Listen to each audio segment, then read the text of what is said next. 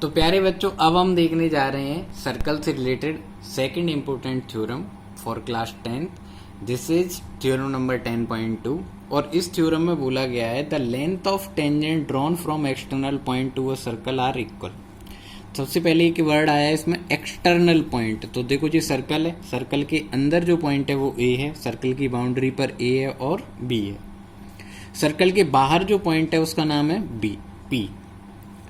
इसके बाद उन्होंने बोला है कि लेंथ ऑफ टेंजेंट्स। देखो, टेंजेंट वैसे तो एक लाइन होती है, लेकिन सर्कल में ये डिफाइन है, सर्कल में ये बताया गया है एक्सटर्नल पॉइंट से सर्कल को टेंजेंट जहां टच करती है यानी पॉइंट ऑफ कांटेक्ट, वहां तक का जो डिस्टेंस होता है उसे हम बोलते हैं लेंथ ऑफ टेंजेंट।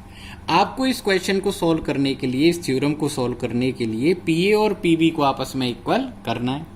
अब देखिए कैसे करेंगे, वो मैं आपको बताता हूं। तो सबसे पहले हम लिखेंगे गिवन। तो गिवन में आपको जो जो चीजें गिवन होती हैं उनको आप लिखेंगे। तो देखो, आपको बेसिकली एक सर्कल गिवन है और सर्कल के लिए आप जानते हैं कि सर्कल के लिए इंपॉर्टेंट होता है उसका सेंटर और उसकी रेडियस। तो given a circle with centre O, circle with centre O and इसकी रेडियस को अज्यूम कर लेता हूं मैं, and its radius is R, its radius is small R. अब देखो, आपको जो प्रूव करना है उसको भी आप राइट कर दो, क्योंकि आपको बोर्ड एग्जाम्स में इसी फॉर्मेट में लिखना होता है। तो to prove P A is equal to P B. अब देखो, अगर आप इसको सॉल्व करना चाहते हो, आप इसको प्रूफ करना चाहते हो, तो आपको इसमें कंस्ट्रक्शन करनी पड़ेगी। और कंस्ट्रक्शन कुछ नहीं है, आपको पॉइंट ऑफ कांटेक्ट को सेंटर से मिलाकर रेडियस बना लेनी है। आपको पॉइंट ऑफ कांटेक्ट को सेंटर से मिलाकर क्या बना लेनी है प्यारे बच्चों? रेडियस। तो आप इन रेडियस को ड्रॉ कर लेंगे। अब इसके बाद आप देखेंगे कि जो, और देखो इसके अलावा आपको ओ से पी को भी ज्वाइन करवाना है, तो आप ओपी को भी ज्वाइन करवा लेना। तो इसको मैं राइट कर देता हूं कि ज्वाइन ओपी। तो join O A, O B and O P. इसके बाद अब आप देखेंगे कि जो पीए और पीबी है ये दो अलग अलग ट्राइंगलों में आ रही हैं, ट्राइंगल 1 और ट्राइंगल 2। अब टू ट्राइंगल्स की साइड्स को अगर हमें इक्वल प्रूफ करना होता है तो उसके लिए हम ट्राइंगल्स को कॉन्ग्रेंट करते हैं, यानी हम कॉन्ग्रेंसी कॉन्सेप्ट को यूज करने वाले हैं। और कॉन्ग्रेंट करने के लिए 5 मेथड्स होते हैं, जैसे triple S, SAS, ASA, AAS और RHS। आपको इनमें से किसी एक सूटेबल मेथड को यूज करना है जिससे ये दोनों ट्राइंगल क्या हो जाएं? कॉन्ग्रेंट। तो सबसे पहले प्रूफ में लिखेंगे और प्रूफ में हम बोलेंगे कि देखो, इन ट्राइंगल, फर्स्ट वाले ट्राइंगल की नेम है in triangle OAP and in triangle OBP। सबसे पहले हम बोलते हैं कि OA और OB ये दोनों सेक्शन एक दूसरे के इक्वल हैं because they are radius of circle. उसके बाद आप बोलेंगे कि ओपी लाइन जो है वो दोनों ही ट्राइंगल्स के लिए कॉमन है, इसलिए वो दोनों ट्राइंगल्स में क्या हो जाएगी? इक्वली हो जाएगी। इसके बाद एक कॉन्सेप्ट हम 10.1 थ्योरम में सीख कर आए हैं कि रेडियस और टेंजेंट एक दूसरे के क्या होती है? परपेंडिकुलर होती है। इसलिए एंगल ए और एंगल बी ये दोनों 90 डिग्री के होंगे। Radius is perpendicular to tangent, radius is perpendicular to tangent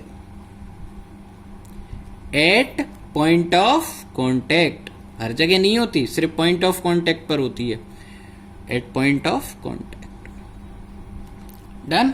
इसके बाद आप देखेंगे कि ये दोनों ट्राइंगल, कौन सा रूल इसमें अप्लाई होता दिख रहा है आपको? तो देखो, मैं आपको बताता हूं। इसमें एक तो राइट एंगल यूज हुआ है, तो ये तो हो जाएगा R। फिर राइट एंगल की अपोजिट साइड भी यूज हुई है H, और एक साइड RHS। RHS रूल से हमारे ये दोनों ट्राइंगल एक दूसरे के क्या हो रहे हैं? कॉन्ग्रेंट प्रूफ हो रहे हैं। तो अब आप लिखेंगे कि by RHS rule, by RHS rule triangle OAP is congruent to triangle OBP। उसके बाद हम बाई CPCT इसमें लिख सकते हैं CPCT stands for corresponding part of congruent triangle are equal, उसकी वजह से हम लिख सकते हैं कि PA now is equal to PB। तो आपका जो स्टेटमेंट था वो तो पूरा हो गया, लेकिन इससे हम कई और चीजें सीख सकते हैं, तो उनको मैं नोट डाल के आपको बताने की कोशिश करता हूं, आप समझना। देखो, अब आपको पता है OAPB एक क्वाड्रिलेटरल है, तो उसके ऑल 4 एंगल्स का सम कितना होने वाला है? कितना होने वाला है? क्वाड्रिलेटरल के ऑल 4 एंगल्स का सम कितना होता है? तो आप सबको पता है कि सर ये 360 होता है। तो इन quadrilateral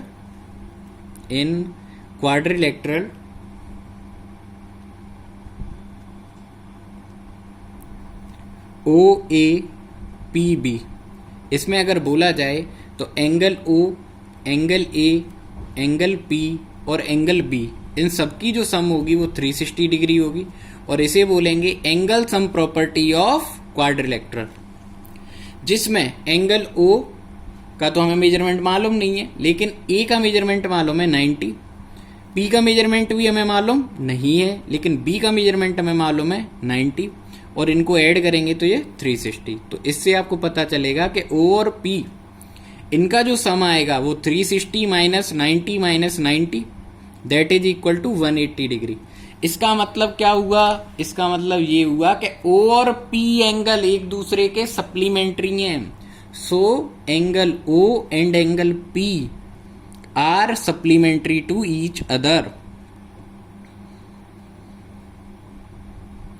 are supplementary to each other.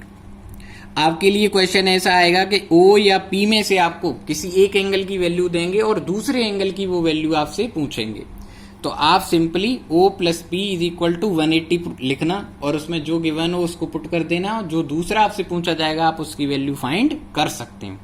इसके साथ साथ आप एक और पॉइंट सीखे हैं इसमें, नोट सेकंड,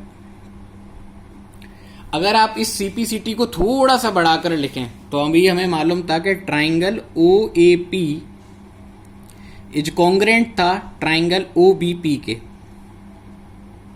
OBP।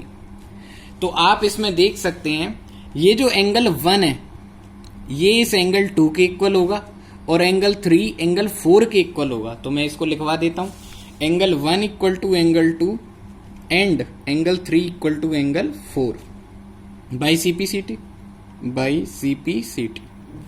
इसका मीनिंग क्या हुआ? इसका मीनिंग ये हुआ कि ये सर्कल के सेंटर और एक्सटर्नल पॉइंट को ज्वाइन करने वाली लाइन, रेडियस के बीच बनने वाले angle, the angle inclined between radius and the angle inclined between the tangents, उसको ये बाइसेक्ट कर देती है, उसको ये क्या कर देती है? Bisect. So OP bisects angle O and angle P। अब आपको पेपर में मान लो एंगल 1 दे देते हैं, तो आप पूरा एंगल P कैसे फाइंड करेंगे? डबल कर देंगे। आपको एंगल 3 देते हैं और 4 पूछते हैं, तो 3 और 4 आपस में इक्वल होंगे, या 3 देते हैं कंप्लीट एंगल O पूछते हैं तो आप डबल कर देंगे। इस तरीके से आप इस क्वेश्चन को या इस थ्योरम से रिलेटेड क्वेश्चंस को सॉल्व करेंगे। Thank you for watching theorem number 10.2।